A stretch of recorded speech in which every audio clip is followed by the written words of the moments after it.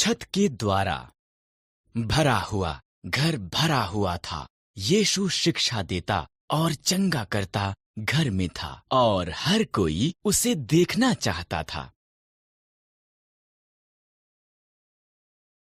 कुछ मनुष्यों का एक मित्र था जो चल नहीं सकता था। उन्होंने विश्वास किया था कि यीशु उसे चंगा कर सकता है, इसलिए वो एक खाट पर उसे लेकर आए।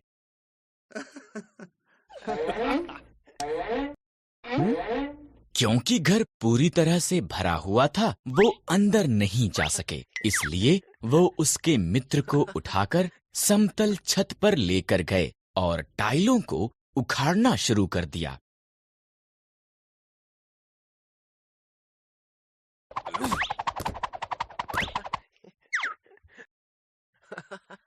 उन्होंने छत में एक सुराख बना लिया। घर में हर किसी ने हैरान हुए ऊपर की तरफ आश्चर्य से देखा। तब उन्होंने भीड़ के बीच में उनके मित्र को नीचे उतार दिया।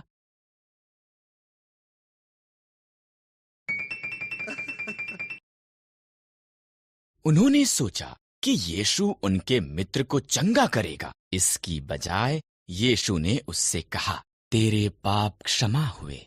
धार्मिक अगुवे बहुत अप्रसन्न हुए थे। केवल परमेश्वर ही पाप को क्षमा कर सकता है, वो बुड़बुड़ाए।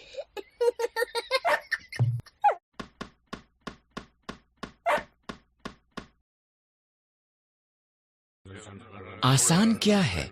यीशु ने पूछा, एक मनुष्य के पापों को क्षमा करना या उसे चलने वाला बनाना? तुम्हें दिखाने के लिए परमेश्वर की मेरे पास पापों को क्षमा करने की शक्ति है। मैं उसकी टांगों को चंगा करूंगा।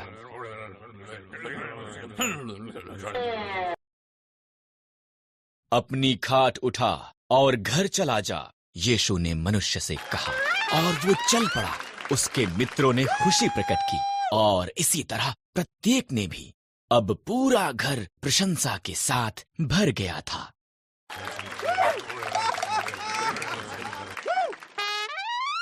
दुष्ट आत्माओं का नाश।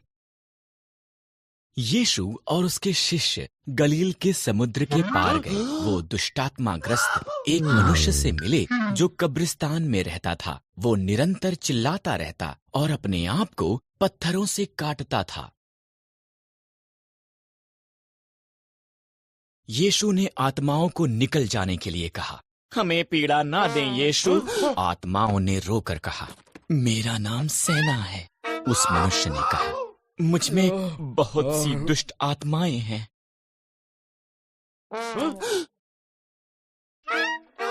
देख, तुझे उससे निकलना होगा। यीशु ने कहा, तेरे पास कोई चुनाव नहीं है। दुष्ट आत्माएं डर गईं। वहां पर निकट ही सुअरों का एक बड़ा झुंड था। तब हमें सुअरों में भेज दे।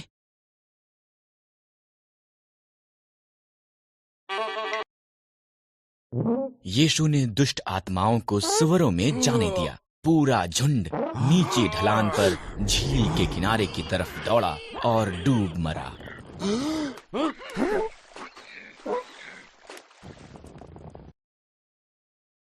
जो लोग सुअरों को चराते थे, वो जो हुआ था जाकर शहर में सबको बता दिया। शहर के लोग कब्रिस्तान पर आए।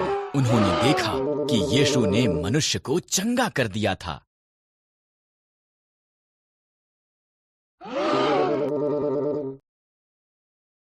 घबराए हुए लोगों ने यीशु को वहां से चले जाने की विनती की। मनुष्य ने यीशु के साथ जाने के लिए पूछा। यीशु ने जवाब दिया, इधर ही रह, प्रत्येक को बता जो मैंने किया है। मनुष्य ने ऐसा ही किया और हर कोई अचंभित हुआ।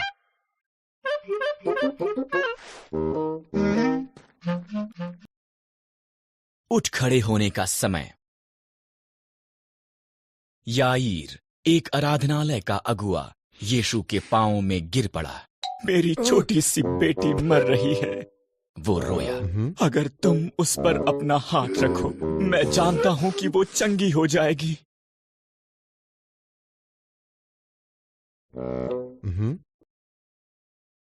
भीड़ में से रास्ता बनाते वो याईर के घर से आए कुछ मनुष्यों से मिला।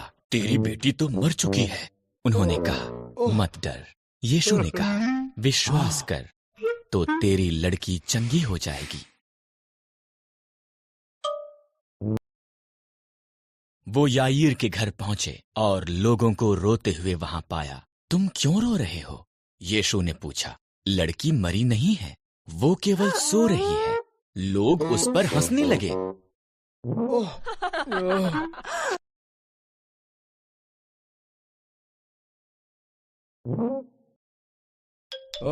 यीशु और उसके 3 शिष्य पतरस, याकूब और यूहन्ना याईर और उसकी पत्नी के साथ घर में गए।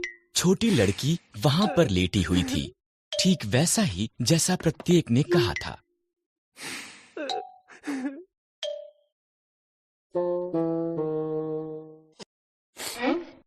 यीशु ने उसका हाथ पकड़ा।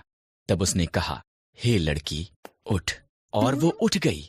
वो यहां तक कि पूरे कमरे में चली भी।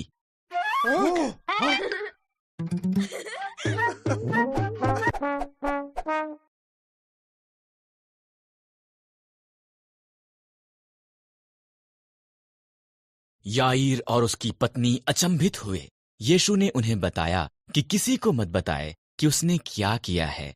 अब यीशु ने कहा, मैं सोचता हूं कि लड़की को कुछ खाने को दिया जाना चाहिए।